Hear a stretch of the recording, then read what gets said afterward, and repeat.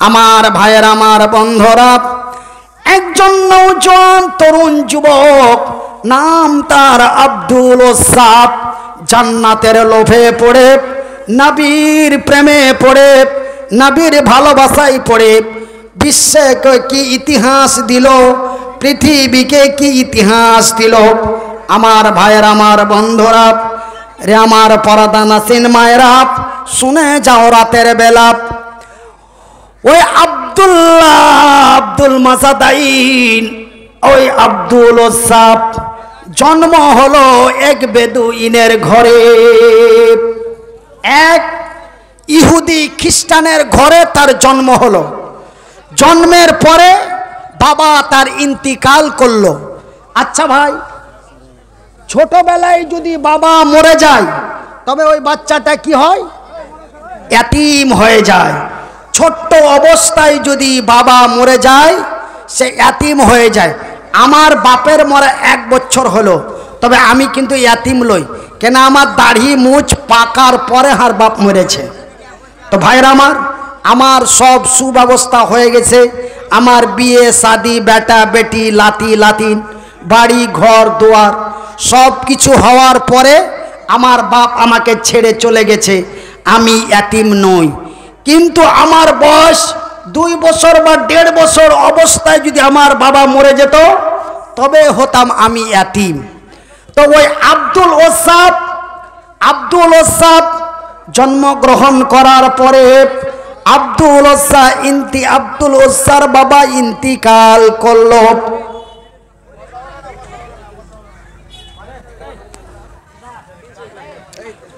আব্দুল ওসার বাবা ইন্তিকাল করল, আব্দুল ওসা ইয়াতীম হয়ে গেল, মা তার চলে গেল। আব্দুল ওসাব তার চাচার বাড়িতে লালিত পালিত হতে লাগিল। চাচা তার লালন পালন করার পরে আব্দুল্লাহর বয়স যখন 18 থেকে 20 বছর হয়ে গেল, তার চাচা তাকে ডেকে, ভাই আপনারা যারা মসজিদের জন্য দান দিচ্ছেন, আপনাদের দিতে নিষেধ করছি না। আপনারা টাকা দিবেন। আমার বাম দিকে আমার শাইখ মাওলানা বসে আছেন, ওনার হাতে আপনারা দিবেন। কেন? আমার ব্রেনের সমস্যা, আর দ্বিতীয়তে আমার বাম দিকে সমস্যা, সেহেতু আমার পয়সা নিয়ে টেবিলে রাখতে অসুবিধা বা কষ্ট হচ্ছে। কেন? আমার বাম সাইডে কোনো ব্যালেন্স নাই। এই জন্য আমি বলি যারা টাকা দিচ্ছেন দিবেন, দেন। আপনারা আমার ডানে বামে যিনারা বসে আছেন ওনাদের হাতে দিবেন। আমি মুসাফির মোহতাজ আপনাদের জন্য দোয়া করে দেব ইনশাআল্লাহ।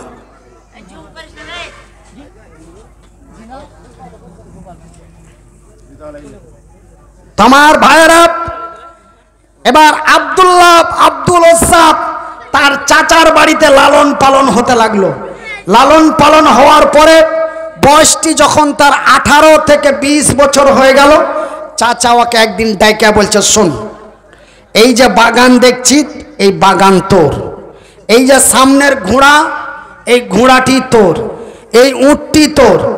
একটা বাংলা কথাই শেষ।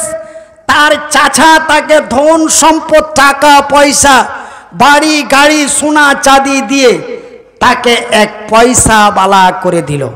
কিন্তু আব্দুল ওসার মনে শান্তি পায় না।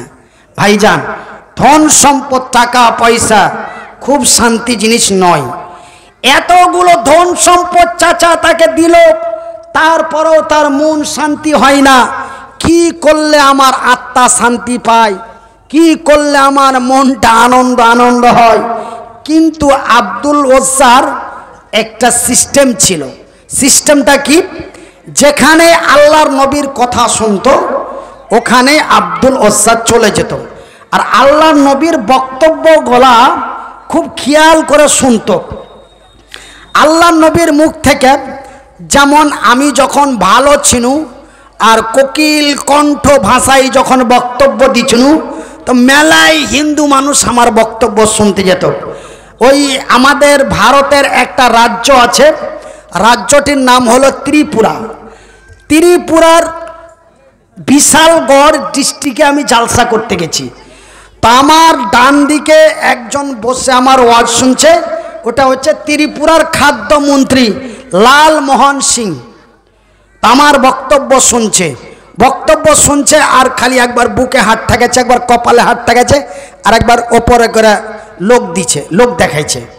তো ভাইরা আমার, তো আব্দুল ওয়াহাব ইসলামী বক্তব্য শুনতে লাগলো। যেখানেই নবীর নাম শুনতো আব্দুল্লাহ ওইখানেই চলে যেত, আর লক করে এক জায়গায় বসে আল্লাহর নবী কি বলছে বসা বসা শুনতো। শুনতে শুনতে আব্দুল্লাহর অন্তরের মধ্যে, আব্দুল ওয়াহাবের অন্তরের মধ্যে ইসলামের জাজবা এসে গেল। তার অন্তরটা আল্লাহ তার রসুলের দিকে এসে গেল। আব্দুল ওয়াহাব হেদায়েতের দিকে এসে গেল। বাড়িতে যে বলছে, ওগো চাচা, বলে কি? বলে চাচা গো, এই মক্কার মাটিতে একটা লোকের নাম শুনেছ? বলে হ্যাঁ শুনেছি। তো কি হয়েছে? শুনেছি, তো কি হয়েছে? বলে ওগো চাচা, ওই মুহাম্মদ, বলুন সাল্লাল্লাহু আলাইহি ওয়াসাল্লাম, ওই মুহাম্মদ যেই কথাগুলি মানুষের সামনে বলে, সেই কথাগুলি শুনতে তোমাকে কেমন লাগে? ওর চাচার টিক্কি খাড়ো হয়ে গেছে।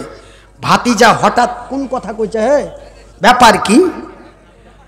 এই তুই এইগুলো কেন বলছিস? এইগুলো বলার উদ্দেশ্যটা তোর কি? হ্যাঁ শুনেছি। তো কি হয়েছে? বলে চাচা গো, ওই নবী মুহাম্মদ যেই কথাগুলি মানুষের সামনে বলে, সেই কথাগুলি শুনতে তোমাকে কেমন লাগে? চাচা চোখ গালা বড় বড় করে, খালি বঁ বঁ করে চোখ গালা উপর দিকে ঘুরেছে, আর বলছে ভাতিজা কেনা যেগুলা কথা বলছে, কারণটা কি? বলে হ্যাঁ শুনেছি। তো তোকে কেমন লাগে? আর চাচা ওর ভাতিজাকে বলছে তোকে কেমন লাগে? বলছে চাচা গো, আমি যখন নবী মুহাম্মাদের মুখ থেকে দ্বীনের কথাগুলি শুনতে পাই, আমার কলিজা ঠান্ডা হয়ে যায়। তবে তুই কি নবী মুহাম্মাদের দ্বীন কায়েম করবি? আর চাচা ওকে পুছ করছে, বলছে চাচা আমি তো নবী মুহাম্মাদের দ্বীন কায়েম করবই, আমি তো কালেমা পড়ব। কিন্তু চাচা তোমাকে বলার উদ্দেশ্য হলো, তোমার সামনে বলার উদ্দেশ্য হলো, চাচা আর ভাতিজা, আমরা চাচা ভাতিজা যদি একসঙ্গে কালেমার ঝান্ডাটা হাতে নিতে পারতাম, তবে আল্লাহ তার রাসূলকে খুশি করে আমরা আল্লাহর জমিনে বড় ইতিহাস দিতাম। বলছে এই কি কথা বললি? এই শোন, যেই কথা বললি, এই কথা যদি এর পরে তোর মুখ থেকে শুনতে পাই, আর তুই যদি কালেমা পড়ে ইসলাম কবুল করিস, তবে আমি তোর চাচা তোকে বলছি, তোকে যাহা দিয়েছি তাহা ফিরিয়ে নিব, যাহা দিয়েছি তাহা ফিরিয়ে নিব।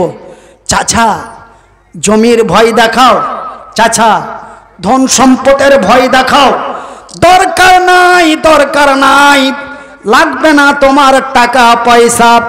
এই বলে আব্দুল ওয়াহাব সঙ্গে সঙ্গে কালেমার পতাকা হাতে নিয়ে চাচার সামনে বলে দিল, আশহাদু আল্লাহ ইলাহা ইল্লাল্লাহু ওয়া আশহাদু আন্না মুহাম্মাদান আবদুহু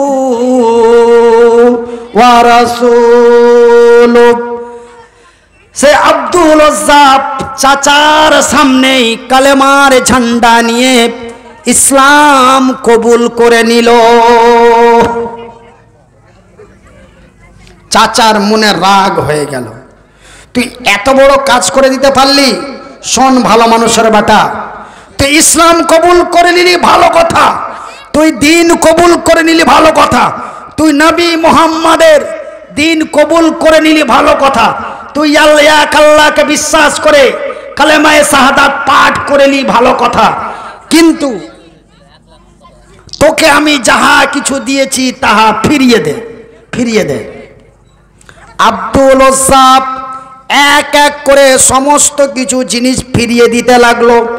চাচা দরকার নাই, এই নিয়ে নাও তোমার টাকা, এই নিয়ে নাও তোমার উট, এই নিয়ে নাও তোমার ঘোড়া, এই নিয়ে নাও তোমার সোনা।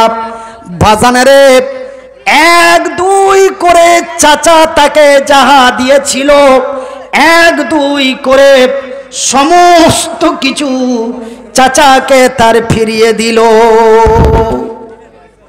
যখন সব কিছু ফিরিয়ে দেওয়া হয়েছে, একটা টাকা পর্যন্ত চাচার দেওয়া, ভাই আপনারা আমার কথা বুঝতে পারছেন?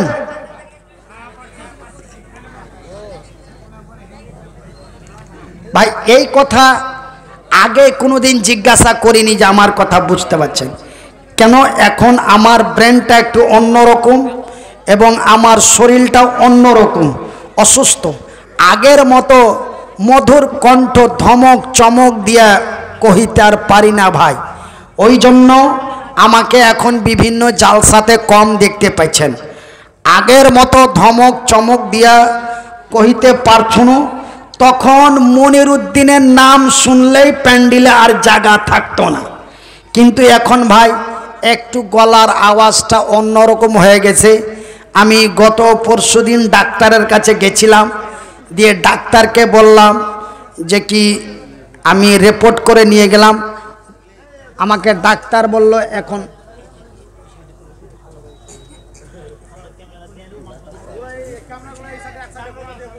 শোনেন, টেবিলটা আমাকে লাগবে।